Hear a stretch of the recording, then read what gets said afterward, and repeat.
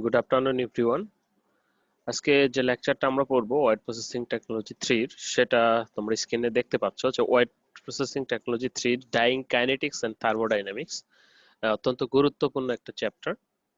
এই চ্যাপ্টারটা সম্পর্কে আজকে আমাদের একটু জানবো যে আসলে ডাই মলিকুল গুলো কিভাবে চলাফেরা করে বা কিভাবে ডিপোজিট হয়, তাদের যে কাইনেটিক্সটা এবং সেই সাথে তাপের যে একটা রিলেশন থার্মোডাইনামিক্স, তো সেটাই আজকে আমরা একটু জানবো। তো ফ্রন্ট পেজে আমরা দুটো চিত্র দেখতে পাচ্ছি, তিনটা চিত্র দেখতে পাচ্ছি। তো প্রথমে যেটা চিত্র আমরা দেখতে পাচ্ছি যে অ্যাবজর্পশন অ্যাডজর্পশন এবং অ্যাবজর্পশন দুটো। এটা আমি ভিতরে আলোচনা করি নাই কারণ বহুবার আলোচনা করা হয়েছে, তারপরেও যেহেতু এটা আমাদের ডাইং কাইনেটিক্সে এবং থার্মোডাইনামিক্সে লাগবে, সেই হিসেবে আমরা দুটো ছবি থেকে হয়তো এখানে স্পষ্ট ক্লিয়ার বুঝতে পারছি যে অ্যাডজর্পশনটা হচ্ছে যখন কোনো অ্যাবজর্বেন্ট মলিকুলের উপরে ফাইবার মলিকুল গুলো আসে, উপরের গায়ে লেগে থাকে। আর অ্যাবজর্পশনটা হচ্ছে যখন মলিকুল গুলো ভিতরে প্রবেশ করে। ওকে, তো এই দুটো হোপফুলি আমরা সমস্যা হবে না। এখানে একটা আমরা দেখাচ্ছি, গ্রাফ দেখাচ্ছি যে অ্যাবজর্বেন্সটা টাইমের প্রথমের দিকে বেশি থাকে অ্যাবজর্বেন্সটা, তারপর আস্তে আস্তে আস্তে আস্তে কমে যায়। তো একটা ডাইং প্রসিডিউর সবারই নিয়ম।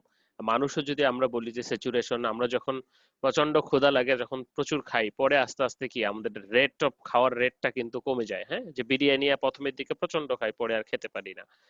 তো একই ক্রাইটেরিয়া আমি বলবো। সো চলো আজকে আমরা জানি আমাদের ডাইং কাইনেটিক্স এবং থার্মোডাইনামিক্স সম্পর্কে। প্রথমেই আমরা আলোচনা করব সেটা হচ্ছে ডাইং কাইনেটিক্স।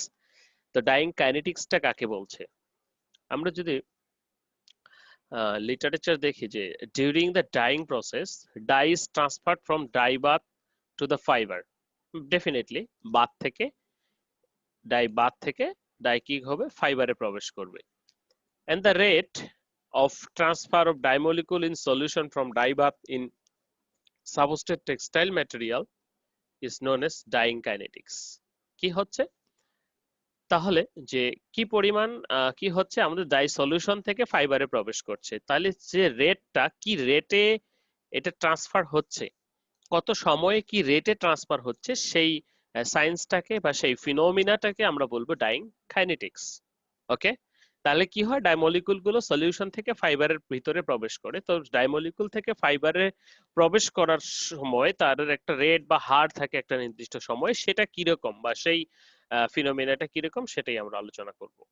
বলা হচ্ছে যে সেটাকে আমরা ডাইং কাইনেটিক্স বলছি। The dye transfer from the solution take three basic step: transport of the dye through the dye bath into the fiber surface, অর্থাৎ ডাই সলিউশন থেকে প্রথমে ফাইবার সারফেসে যাবে, absorption on the molecule surface, গায়ে লেগে যাবে, and diffusion interior of the fiber, ভিতরে প্রবেশ করবে। এই তিনটা হচ্ছে basic steps of our dyeing kinetics or dyeing ফিনোমেনার। তো ডাইং কাইনেটিক্স তাহলে বুঝবো আমরা, ডাইং কাইনেটিক্স বলতে বোঝাচ্ছে যে কত সময় the rate of dye transfer from dye solution to the dye বা to the fibre or textile substrate is known as dyeing kinetics. Okay, তো ডাইং কাইনেটিক্স বোঝার আগে আমাদের এক্সিউশনটা বোঝা দরকার।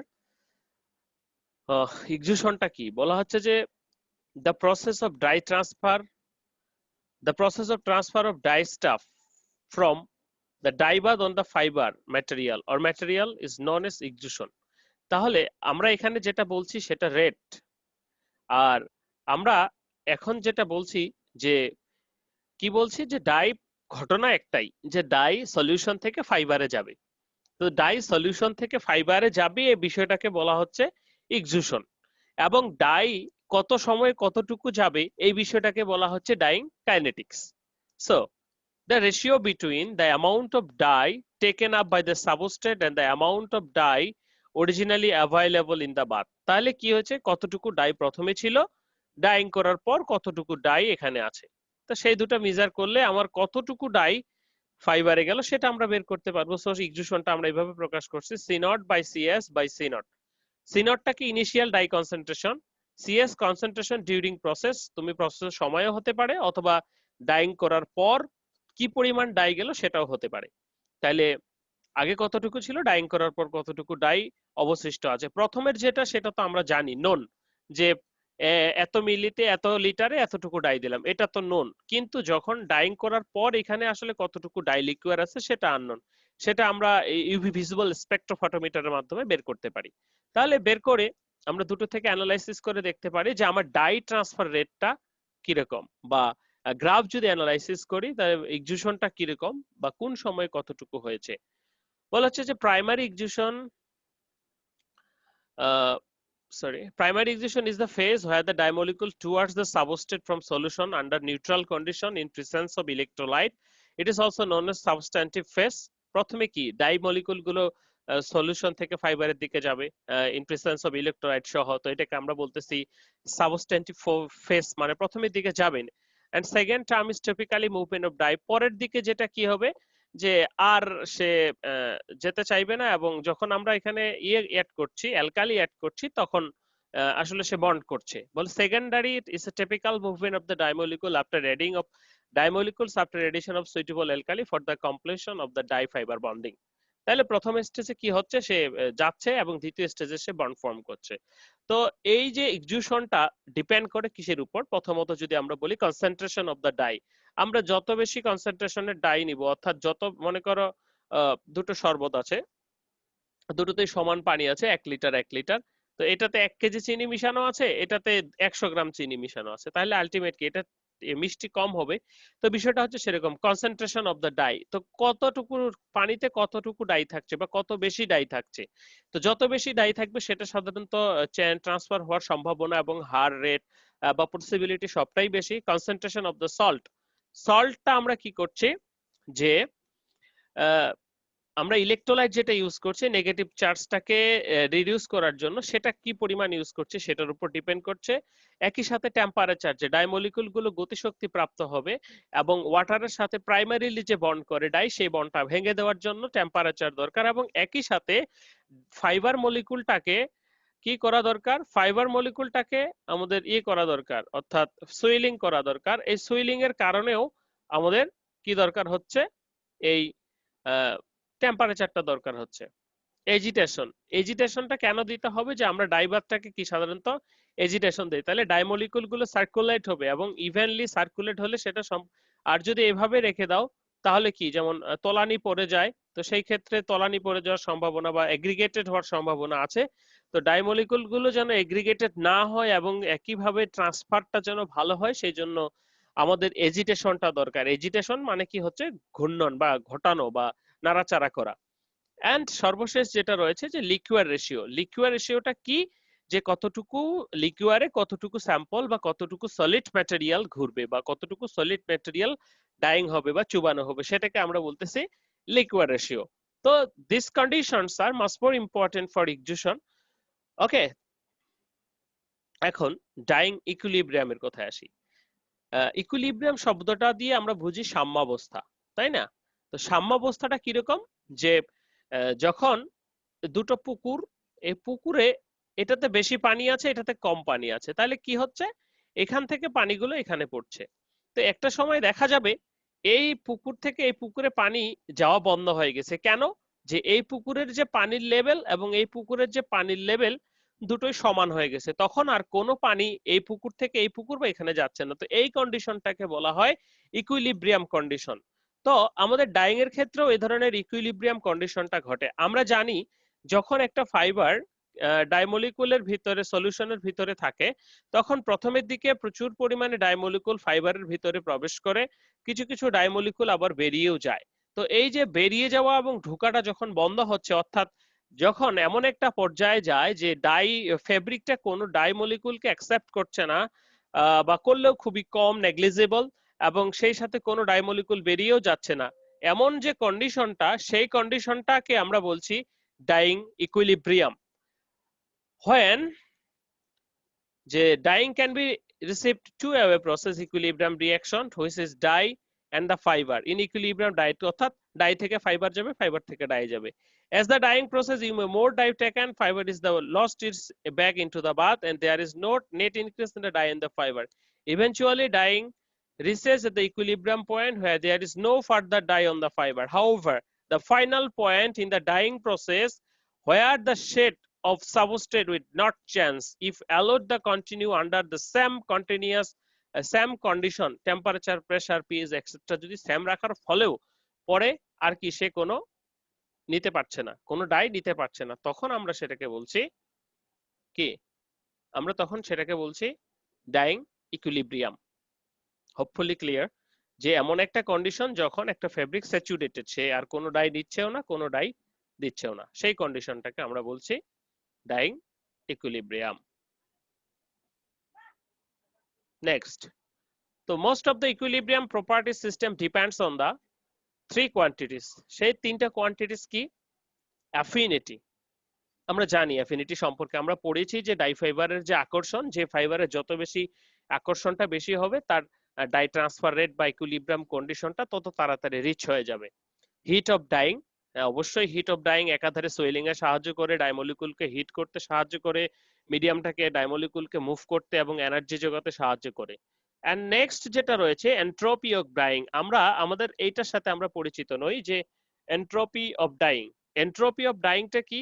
বলা হচ্ছে যে entropy is a measure of randomness or disorder.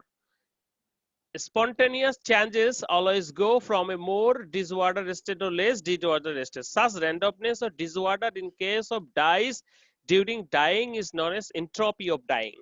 কি রকম বিষয়টা, আমরা নিচে একটা ছবি দেখতে পাচ্ছি সবাই, এখানে একটা পানিতে এক ড্রপ ডাই দিয়েছি, দেখো তো আস্তে আস্তে সেই ড্রপটা কি হচ্ছে, চারিদিকে ছড়িয়ে পড়ছে, অর্থাৎ এটা কিন্তু কোনো ওয়ার্ডার মেনে নয়, ডিসঅর্ডারলি হচ্ছে।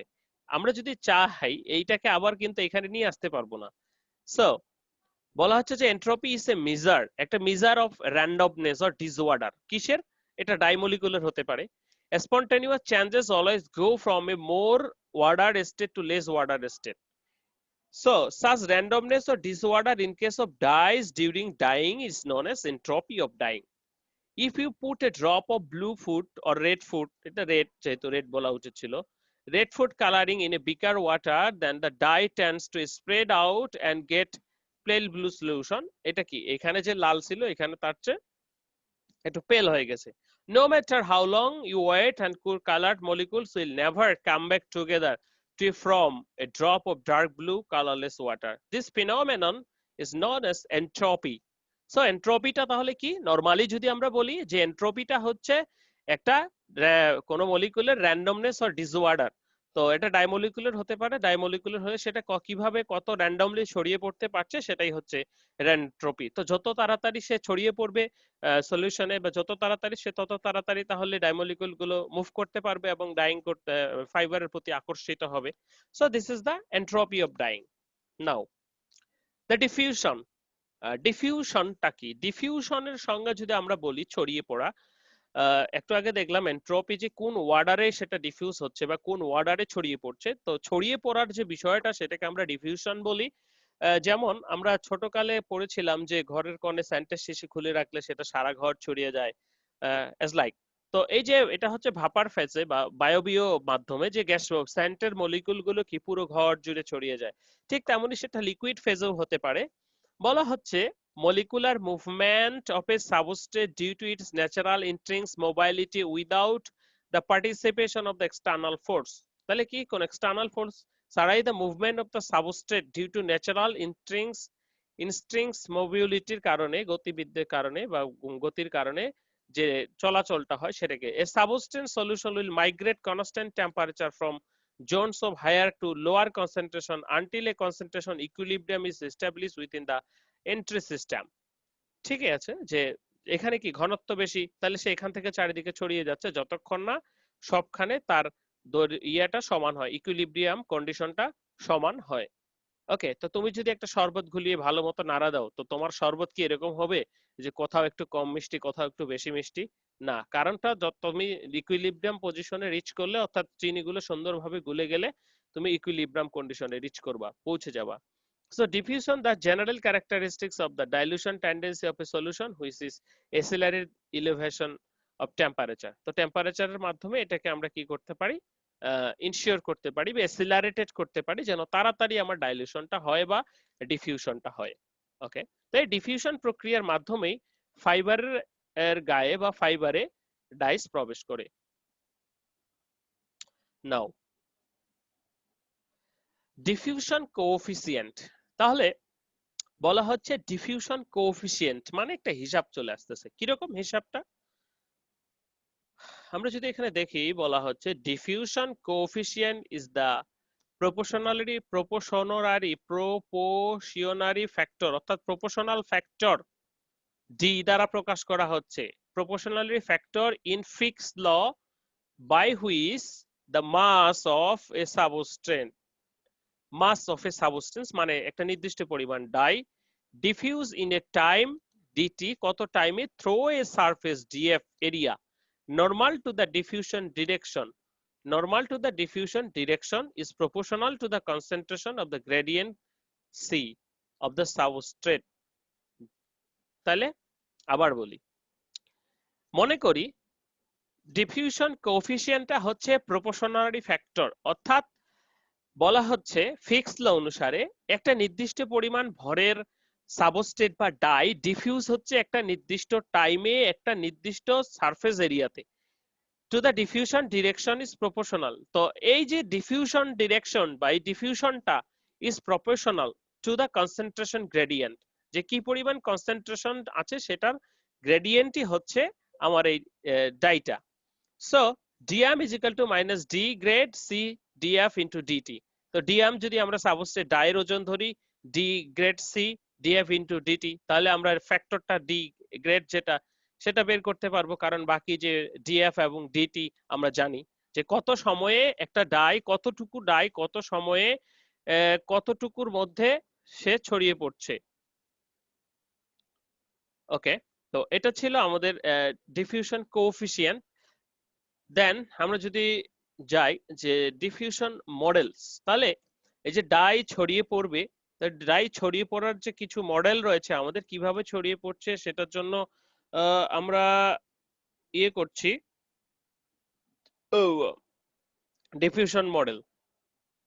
তো theories of dyeing kinetics are concerned with the nature of diffusion in solid polymers এর ক্ষেত্রে, যেহেতু আমরা সলিড পলিমার ডাইং করছি, যদি ডোপ ডাইং করি সেটা আলাদা কথা।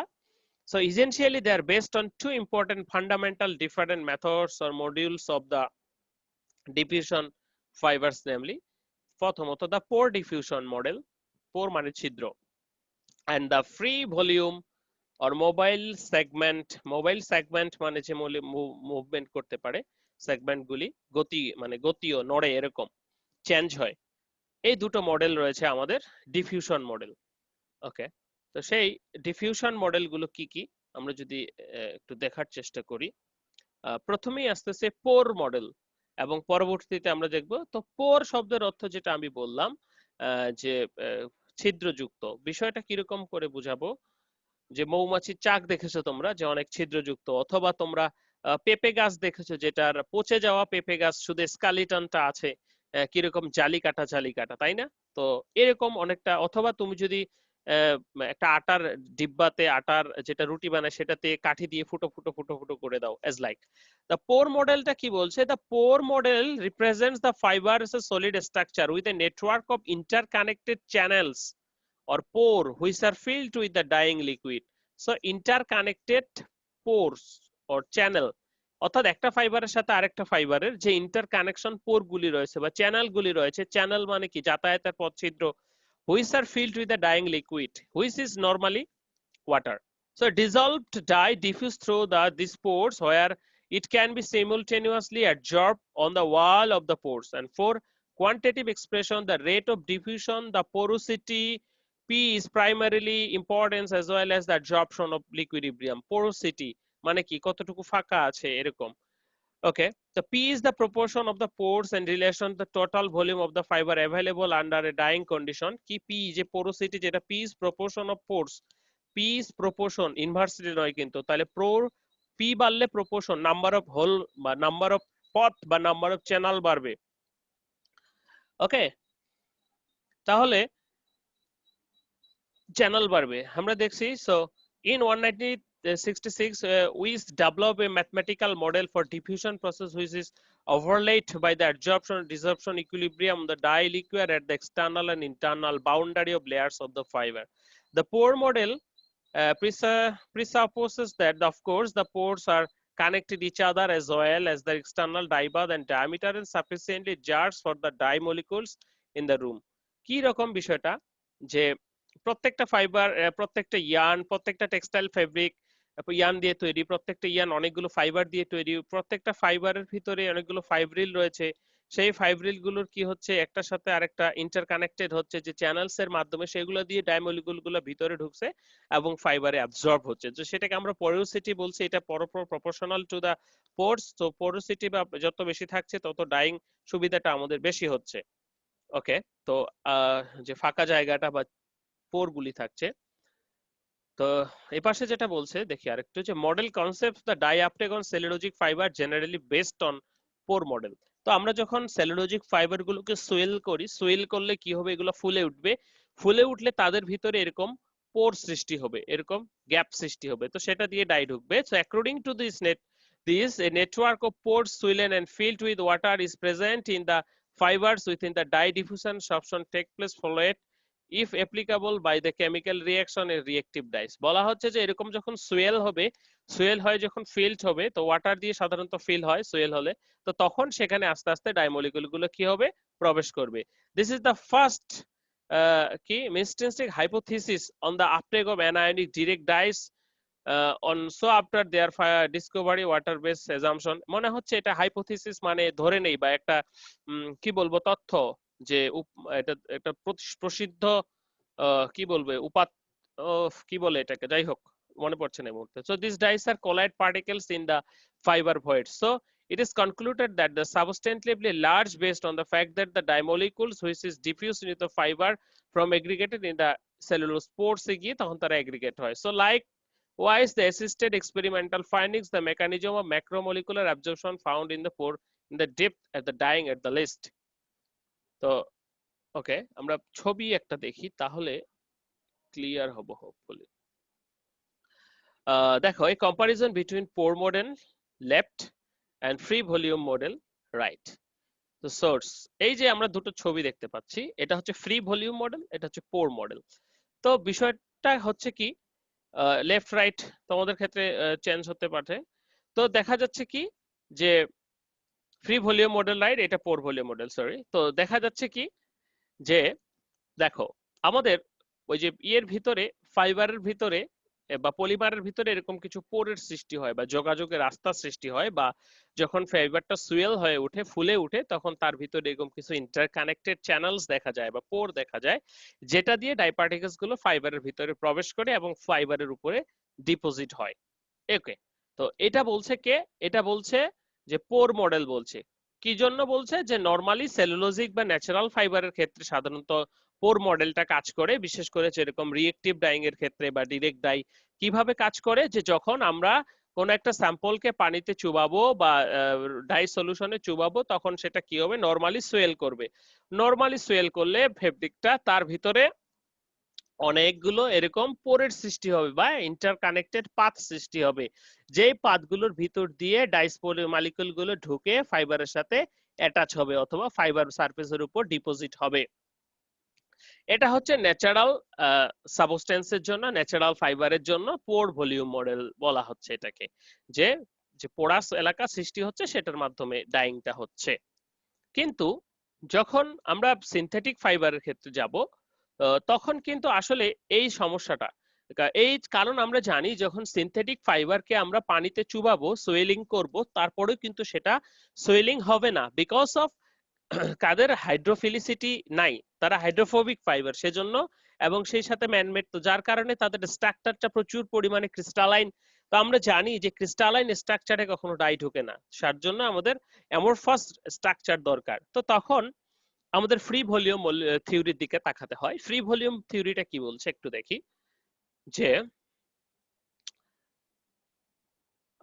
যে free volume models describe the dyeing process, কে আসছে আবার, ওকে, dyeing process as diffusion of the dye through the less water amorphous region to the polymer matrix। কি describe the dyeing process of diffusion of the dye through the less water amorphous region of the polymer matrix এ কিভাবে যাবে। The rate of diffusion is therefore determined by the mobility of the polymer chain segment, mobility of the polymer chain segment। Okay, the most important support the temperature dependent of the rates of the dyeing of a particular type of fiber is above than certain temperature, the resistance of the solid structure of the fiber presented in the dye is much lower above this temperature. This is referred as the gas transition temperature. আমরা জানি glass transition temperature, তারপরে TC combustion temperature, pyrolysis temperature, melting temperature. তো আমরা কি বলছি যে this is referred as the glass transition temperature of the fibre, question TG, or the more specifically the glass transition temperature under dyeing condition or the dyeing transition point TD. So since the key classical glass transition temperature is the parameter which is measured in the dry state, অর্থাৎ একটা পলিমারের যে temperature বা যে parameters গুলো থাকে সেটা সম্পর্কে বলা হচ্ছে। তো এগুলো জানি কি হবে আসলে, দেখি যে both parameter TG and TD বা dyeing condition temperature যেটা corresponded to those temperature at which the from of microscopic perspective the less ordered component of the polymer is converted into glass like state into the viscoelastic state or molecular level at which the less ordered segment of the molecular against on the other and become the effect like and microfluids. বুঝতে পারতেছো না বলছি, the glass transition temperature plays an important role here. ওকে, এখন আমি যদি আমার মতো করে বলি, আমরা জানি পলিস্টারের কথা যদি আমরা বলি যে পলিস্টার একটা হাইড্রোফোবিক ফাইবার, যে পলিস্টারটা সাধারণত পানিতে চুবালে কোনো প্রকার সেখানে সোয়েলিং ঘটে না বা সেখানে কোনো অ্যামরফাসনেস নেই। তো এটাকে তো তাহলে এখানে ডাই ঢুকবে না। তখন আমরা কি করি, আমাদের অবশ্যই পলিস্টারের একটা পলিমার, যে পলিমার ডাইং করব সেই পলিমারের ক্রাইটেরিয়া আলোচনা করতে হবে। তো আমরা পলিস্টারের গ্লাস ট্রানজিশন টেম্পারেচার দেখি 70 থেকে 120 ডিগ্রি সেন্টিগ্রেড, পলিস্টারের মেল্টিং টেম্পারেচার দেখি টিএম দেখি মোটামুটি 250 ডিগ্রি সেন্টিগ্রেড। তো এখন এই যে গ্লাস ট্রানজিশন টেম্পারেচারটা কি, যখন মলিকুলগুলো একটু সফট হওয়া শুরু হবে, তো সেজন্য পলিস্টারের টেম্পারেচারটা আমরা 130 রাখি। তো যখন আমরা 130 এ ডাইং করতেছি উঠাচ্ছি, তখন পলিস্টারটা গ্লাস টেম্পারেচার যখন এক্সিট করতেছে তখন সেটা ডাইং টেম্পারেচার যাচ্ছে, মানে এইখানে অ্যামরফাস একটু হওয়া, সফট হওয়া শুরু হচ্ছে। তো একটু যখন সফট হওয়া শুরু হচ্ছে তখন সেখানে কিছু ফাঁকা জায়গার সৃষ্টি হচ্ছে। তো এই ফাঁকা জায়গাতে তখন আমরা কি করছি, এই ফাঁকা জায়গাতে দেন আমাদের ডাই পার্টিকেল গুলো প্রবেশ করছে। ডাই পার্টিকেল গুলো প্রবেশ করছে, কোথায় প্রবেশ করছে, আগে কিন্তু ক্রিস্টালাইন স্ট্রাকচার ছিল, কোনো প্রকার ভয়েড ছিল না, ভিতরে কোনো গ্যাপ ছিল না, গ্যাপের সৃষ্টি হয়নি। কিন্তু যখন আমরা টেম্পারেচার দিয়ে 130 এর উপরে উঠাচ্ছি, তার গ্লাস ট্রানজিশন টেম্পারেচারের উপরে ডাইং টেম্পারেচারে নিয়ে যাচ্ছি, তখন পলিমারটা কি হচ্ছে, ভিতরে ফাঁকা জায়গার সৃষ্টি হচ্ছে। এবং যখন এই ফাঁকা জায়গার সৃষ্টি হচ্ছে তখন তার ভিতরে কি হচ্ছে, আমার ডাই পার্টিকেলটা প্রবেশ করছে এবং তারপর আমরা টেম্পারেচারটা কমিয়ে দিচ্ছি এবং ডাই পার্টিকেলটা ভিতরে ট্রাপড হয়ে যাচ্ছে। তো এখন কথা হলো, তাহলে ফ্রি ভলিউম থিওরিটা কি বলছে? ফ্রি ভলিউম থিওরি বলছে কোলো পলিমারের যদি আমরা তার গ্লাস ট্রানজিশন টেম্পারেচারে ডাইং টেম্পারেচারে নিয়ে যাই, সেখানে এরকম ক্রিস্টালাইন স্ট্রাকচার থাকার সত্ত্বেও সেখানে অ্যামরফাস স্ট্রাকচারের সৃষ্টি হবে এবং এখানে সেরকম অল্প ছোট ছোট করে ভয়েড স্পেসের সৃষ্টি হবে বা ফ্রি ভলিউমের সৃষ্টি হবে, তো যেখানে আমার ডাই পার্টিকেল গুলো প্রবেশ করবে, যেটাকে আমরা বলছি ফ্রি ভলিউম থিওরি। তাহলে আমরা দুটো থিওরি জানলাম, একটা হচ্ছে পোর মডেল, পোরাস থিওরি, যেটা পোর থিওরি, পোর মডেল থিওরি, যেটা ন্যাচারালের জন্য নরমাল যদি পানিতে চুবাই তখনই সোয়েল হয়ে সেটা সৃষ্টি হয়, কিন্তু ম্যানমেটের ক্ষেত্রে যখন হয় না তখন আমরা টেম্পারেচার দিয়ে ট্রিট করি। তো এইভাবে যখন সৃষ্টি করি তখন সেটাকে আমরা ফ্রি ভলিউম থিওরি বলছি। তো দুটোর জন্য অ্যাপ্লিকেবল। ওকে, হোপফুলি সবাই বুঝতে পেরেছো। যদি না পারো আমরা আবার আলোচনা করব। ওকে, সো সে কথাগুলি বলা হয়েছে এখানে, সেই সংক্ষেপে সেটাই বললাম। এখন effect of temperature on the dye diffusion. তো ডাই ডিফিউশনের উপরে টেম্পারেচারটা কিরকম প্রভাব ফেলে, যে ডাইটা ডিফিউজ হবে কিনা, ডিফিউজ হওয়া মানে ফাইবারের ভিতরে প্রবেশ করবে কিনা, তো এখানে টেম্পারেচারের ভূমিকাটা কি? আমরা অবশ্যই জানি যে ডাই ডিফিউশনে টেম্পারেচারের ভূমিকা রয়েছে, কারণ এই যে সলিউশন থেকে ফাইবার গাঁথতে নিয়ে যাবে সেটা টেম্পারেচার এবং সেই সাথে ডিফিউজ করবে। কিভাবে বলা হচ্ছে, the dye diffusion velocity depends on the temperature and a higher temperature increases the speed, কিসের স্পিড, যে ডাইয়ের যে গতিবেগ সেটা বৃদ্ধি করবে। So the dependence of the diffusion coefficient temperature is given by the following equation, dt dye diffusion ও dye টেম্পারেচারে কি হচ্ছে, d naught by dEA by RT। আমরা যদি দেখি এগুলোর মানে দেওয়া আছে এখানে। ওকে, dt represent the diffusion coefficient of the at a temperature and d naught is the diffusion coefficient. Okay, at T, and R is the universal gas and E is the activation energy of the energy diffusion joule per mole, and E and ranges average between 50 থেকে 150 kilojoule সাধারণত হয়ে থাকে। তাহলে আমরা কি বুঝতে পারলাম যে আমাদের যে ডিফিউশন টেম্পারেচার যত বেশি হবে আমাদের ডিফিউশনটা তত বেশি হবে, মানে ডাইটা বেশি ঢুকবে। ওই যে একই কথা, টেম্পারেচার বেশি হলে সুইলিং বেশি হবে, সুইলিং বেশি হলে ফাঁকা জায়গা বেশি হবে, ফাঁকা জায়গা বেশি হলে সেখানে ডাইটা বেশি প্রবেশ করতে পারবে। Done. Rate of dyeing, rate of dyeing আমরা পড়ে এসেছি বা বুঝে এসেছি যে রেট অফ ডাইংটা কি, যে কি পরিমাণ কত সময়ে কাইনেটিক্স, যেটা যে কি পরিমাণ ডায়ামলিকুল কত সময়ে ট্রান্সফার হচ্ছে সেটাকে আমরা বলছি। সো এখানে যদি আমরা একটু দেখি যে dying rate also a greater practical significance and exhaustion of the equilibrium. Dying should be neither too slow or not too fast, and slow dying involves long dying times with increased risks of the fiber damage and dye decomposition. Particularly higher dying temperature, it is costly, and on the other hand, very rapid dying will cause unusual result in the corner being unlevel. অর্থাৎ dyeing খুব জোরে হলেও সমস্যা, আবার কম হলেও সমস্যা। কম হলে কি হবে যে খুবই অনেক সময় লাগবে, ফাইবার পচে যেতে পারে।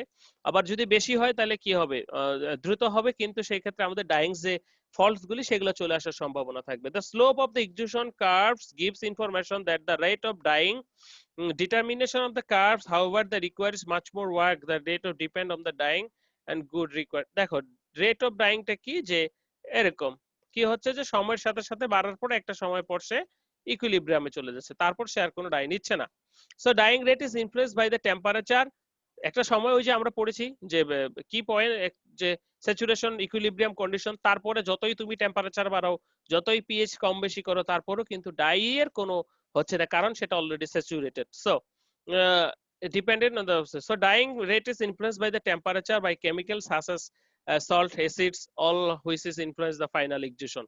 So after distinct effect of the process variable, the dying rate and the final exhaustion is essential. So dying rate বলতে কি বোঝাচ্ছে, dying rate বলতে বোঝাচ্ছে কত সময় কি পরিমাণ ডাইমলিকুল ফাইবারে যাচ্ছে। তাহলে প্রথমের দিকে ডাইং রেটটা সাধারণত বেশি হয়, কারণ প্রথমের দিকে প্রচুর পরিমাণে ডাইমলিকুল ফাইবার গাত্রে চলে যায়, কিন্তু আফটার স্যাচুরেশনের পর, ইকুইলিব্রিয়ামের পর, তখন কিন্তু আর কোনো ডাইমলিকুল যেতে পারে না। সো সেটাই আমাদের রেট অফ ডাইং। ওকে, তো rate of dying depends on, in some cases, and one of the rate of liquid circulation of the dyeing machine. Dyeing consists 3 steps: transfer of the dye from bulk to the solution to the fiber, absorption of the dye onto the fiber of the surface, diffusion of absorbed dye into the fiber interior. প্রথমে কি হবে, solution থেকে সারফেসে যাবে, সারফেসে absorption হবে আর diffusion হবে। ওকে, নিচে আমরা একটা দেখতে পাচ্ছি ইকুয়েশনের মতো। কি এটা বলা হচ্ছে, if the dyeing rate is proportional, dyeing rate is proportional to the fiber surface, হ্যাঁ, area per unit mass, proportional to the fiber area minus mass, it will be inversely proportional to the fiber radius. So এটা আবার inversely radius এর সাথে inversely proportional. Dyeing rate is equal to proportional to the area, অর্থাৎ যত বেশি area ফাঁকা জায়গা থাকবে বা ডাই যত বেশি ফাইবার থাকবে, সেখানে এরিয়া থাকবে পাবে, সেখানে তত বেশি ডাই যাবে, কিন্তু আবার সেটা মাসের সাথে কিন্তু inversely proportional. Will be inversely proportional to the fiber radius and they are respectively proportional square root of the fiber text. তো মাসকে আমরা সাধারণত কি দ্বারা প্রকাশ করব, pi r square and 1 by r। So fibre tex is আবার proportional to r square. So এই আর পাই আর স্কয়ার এর মান যদি টেক্স, তাহলে কাউন্টের সাথে রিলেটেড হচ্ছে, তাহলে ডাইং রেটটা proportional to the inversely proportional to the root of power tex, তাহলে আমার কাউন্টের সাথে সেটার এই সম্পর্ক। ওকে, প্রপোর্শনাল সম্পর্ক। ওকে, আমাদের এখন যেটা জানতে হবে সেটা হচ্ছে অ্যাডজর্পশন আইসোথার্মস। এই অ্যাডজর্পশন আইসোথার্মসটা কি সেটা আলোচনার আগে আমাদের যেহেতু সময় শেষ, 3 মিনিট আছে, আর প্রথমের দিকে একটু আলোচনা করে নিতে চাচ্ছি আবার। তো এই 3 মিনিটে তাহলে আমরা প্রথমে আজকে যেটা বললাম সেটা হচ্ছে প্রথমে ছিল আমাদের দুটো সংজ্ঞা, অ্যাডজর্পশন এন্ড ডিসঅর্পশন, অ্যাডজর্পশন অ্যাবজর্পশন, সেটা আমরা জানি।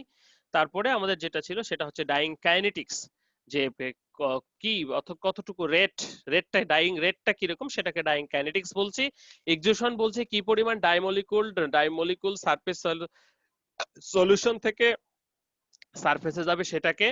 ওকে, সেই বিষয়গুলোর উপর নির্ভর করছে কি কি, concentration of dye, salt, temperature, agitation, liquidation, etc. Dyeing ইকুইলিব্রিয়ামটা কি, যখন কোনো ডাই আর আগের অবস্থায় যাবে না, যখন কোনো ডাই ফাইবারে যাবে না অথবা কোনো ডাই ফাইবার থেকে বেরিয়ে আসবে না, এমন অবস্থাকে স্যাচুরেশন বলা হচ্ছে, এটাকে ডাইং ইকুইলিব্রিয়াম বলা হচ্ছে।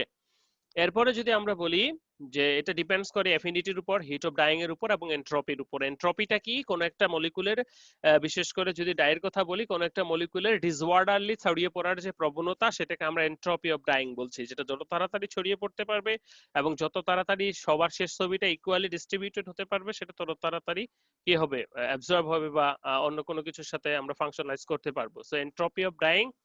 এবং একই সাথে ছিল ডিফিউশন। ডিফিউশনটা কি? একই ঘটনা, যে কিভাবে ছড়িয়ে পড়ছে বা চারিদিকে ছড়িয়ে পড়ার যে পদ্ধতি, সেটাকে আমরা বলতেছি ডিফিউশন। তো ডাইমলিকুল গুলো ততক্ষণ পর্যন্ত ছড়িয়ে পড়বে যতক্ষণ পর্যন্ত না ইকুয়াল না হয়। তো এই ক্ষেত্রে যখন আমরা ইয়ের ভিতরে করব, ফাইবারের ভিতরে, তখন এই ডাইমলিকুলটা কিন্তু ফাইবারের ভিতরেও চলে যাবে। বিকজ অফ আমরা এরকমটা জানি যে উচ্চ ঘনত্বের জায়গা থেকে যেখানে ঘনত্ব কম সেখানের দিকে প্রবাহিত হয়। তো যখন সবখানে ঘনত্ব সমান হয়ে যায় তখন সেটা ইকুইলিব্রিয়াম পৌঁছানো চলে যায় এবং তখন আর কোনো ডাইমলিকুল সামনে বা পিছনে যায় না। পরবর্তীতে আমরা যেটা দেখলাম যে ডাই ডিফিউশন, ডিফিউশন কোএফিসিয়েন্ট বলা হচ্ছে যে যে পরিমাণ একটা নির্দিষ্ট পরিমাণে ডাই ডিফিউজ হবে একটা নির্দিষ্ট ফাইবার সারফেসে একটা নির্দিষ্ট টাইমে, কেটে গেলে আবার প্রবেশ করবা for distribution of the direction, এবং সেটা কি প্রপোর্শনাল টু দ্য কনসেন্ট্রেশন গ্রেডিয়েন্টের উপর, কতটুকু কনসেন্ট্রেশন সেটার এর সাথে প্রপোর্শনাল। ওকে, যত বেশি ডাই দিচ্ছি তত বেশি ডিফিউশন। ডিফিউশন মডেল, তো ডিফিউশন মডেল আমরা দুটো আলোচনা করেছি, পোর ডিফিউশন মডেল এবং ফ্রি ভলিউম মডেল। পোর ডিফিউশন মডেলটা হচ্ছে ন্যাচারাল ফাইবারের জন্য। নরমালি প্রথম চিত্রটা, নরমালি যেটা হচ্ছে যে কিছু পোরের সৃষ্টি হচ্ছে, চ্যানেলের সৃষ্টি হচ্ছে, যেটা সোয়েলিং এর ফলে, যেটার মাধ্যমে আমাদের ডাইপার্টিকেল গুলো ফাইবার সারফেসে ডিফিউজ হচ্ছে। এবং দ্বিতীয়টা হচ্ছে ফ্রি ভলিউম মডেল, অর্থাৎ টেম্পারেচার ইনক্রিজ করে যখন আমরা কোনো একটা পলিমারের গ্লাস ট্রানজিশন টেম্পারেচার এক্সিট করে ডাইং টেম্পারেচারে যাব, তখন সেখানে কিছু পোরের ফ্রি ভলিউমের ভয়েড স্পেসের সৃষ্টি হচ্ছে এবং সেখানে ডাইপার্টিকেল গুলো প্রবেশ করছে। তো সেটাকে আমরা বলতেছি দ্বিতীয়ত আমাদের ফ্রি ভলিউম থিওরি। এই ছিল আমাদের দুটো থিওরি, এবং একই সাথে